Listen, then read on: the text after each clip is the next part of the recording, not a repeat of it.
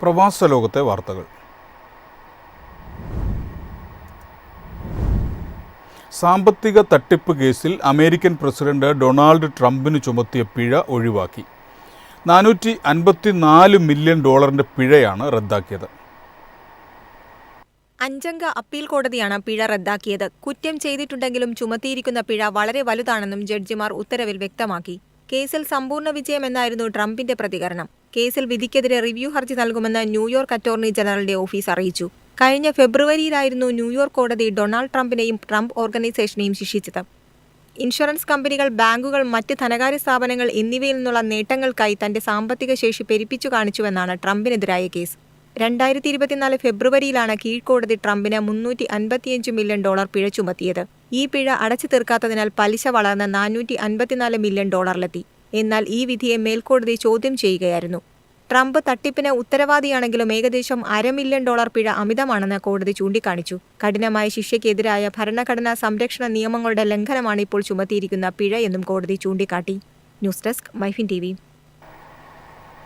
UAE-യിലെ electric കാറുകളുടെ insurance പ്രീമിയത്തിൽ ഗണ്യമായ കുറവ് വരുത്തി.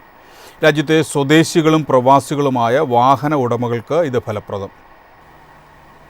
കഴിഞ്ഞ 15 മാസത്തിനിടെ ആദ്യമായാണ് ഇലക്ട്രിക് വാഹനങ്ങളുടെ പ്രീമിയം കുറയുന്നത്.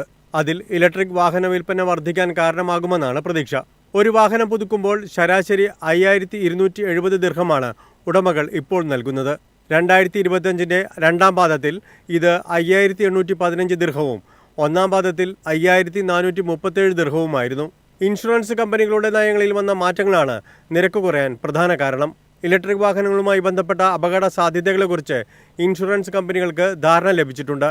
പരമ്പരാഗത ഇലക്ട്രിക് കാർ ബ്രാൻഡുകളായ ടെസ്ലയ്ക്ക് പുറമെ പുതിയ ചൈനീസ് ഇലക്ട്രിക് കാറുകളുടെ കടന്നുവരവും പ്രീമിയം കുറയാൻ കാരണമായി.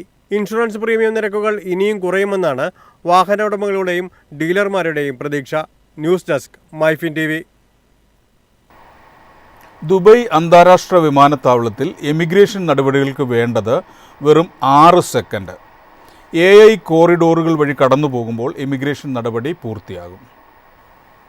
ആർട്ടിഫിഷ്യൽ ഇന്റലിജൻസിന്റെ സഹായത്തോടെയുള്ള സ്മാർട്ട് കോറിഡോർ വഴി കടന്നുപോകുമ്പോൾ തന്നെ ഇമിഗ്രേഷൻ നടപടി പൂർത്തിയാകും. ദുബായ് വിമാനത്താവളത്തിലെ ടെർമിനൽ 3-ൽ യാത്രക്കാരുടെ തിരക്കുണ്ടായിരുന്ന സമയത്താണ് AI സംവിധാനം പരീക്ഷിച്ചു നോക്കിയത്.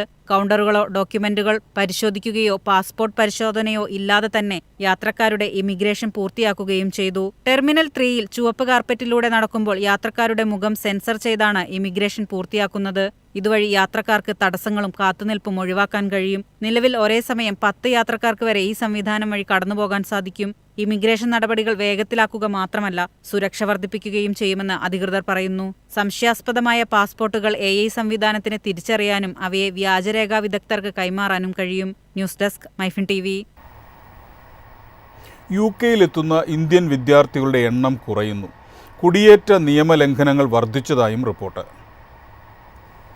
UK-യിൽ പഠിക്കാൻ ഇന്ത്യക്കാർക്ക് അനുവദിച്ച വിസ ഈ വർഷം കൂടുതൽ കുറഞ്ഞതായി ഹോം ഓഫീസ് ഡാറ്റ വ്യക്തമാക്കുന്നു. കഴിഞ്ഞ ജൂണിൽ അവസാനിച്ച വർഷത്തിൽ മൊത്തം 98,014 ഇന്ത്യൻ വിദ്യാർത്ഥികൾക്ക് വിസ അനുവദിച്ചു. മിക്ക ഇന്ത്യൻ വിദ്യാർത്ഥികളും ബിരുദാനന്തര ബിരുദ കോഴ്സുകൾ പഠിക്കുന്നുണ്ടെന്ന് സ്ഥിതിവിവര കണക്കുകൾ വ്യക്തമാക്കുന്നു. കഴിഞ്ഞ മാർച്ചിൽ അവസാനിച്ച വർഷത്തിൽ 81% ഇന്ത്യൻ വിദ്യാർത്ഥികളും മാസ്റ്റേഴ്സ് ലെവൽ യോഗ്യതയ്ക്കായി പഠിക്കാൻ UK-യിലെത്തിയിരുന്നു. ഇമിഗ്രേഷൻ നിയമലംഘനങ്ങളുടെ പേരിൽ തടവിലാക്കപ്പെട്ട ഇന്ത്യൻ പൗരന്മാരുടെ എണ്ണത്തിലും കുത്തനെ വർധനവ് രേഖപ്പെടുത്തി. 2715 ഇന്ത്യക്കാർ തടങ്കൽ പ്രവേശിക്കപ്പെട്ടു. അതേസമയം ജൂൺ വരെയുള്ള കാലയളവിൽ UK-യിൽ അഭയാർത്ഥികളുടെ എണ്ണം 1,11,000 ഉയർന്നു. മുൻ വർഷത്തെ അപേക്ഷിച്ച് മൊത്തത്തിലുള്ള കുടിയേറ്റം 30% കുറഞ്ഞു. News desk MyFin TV.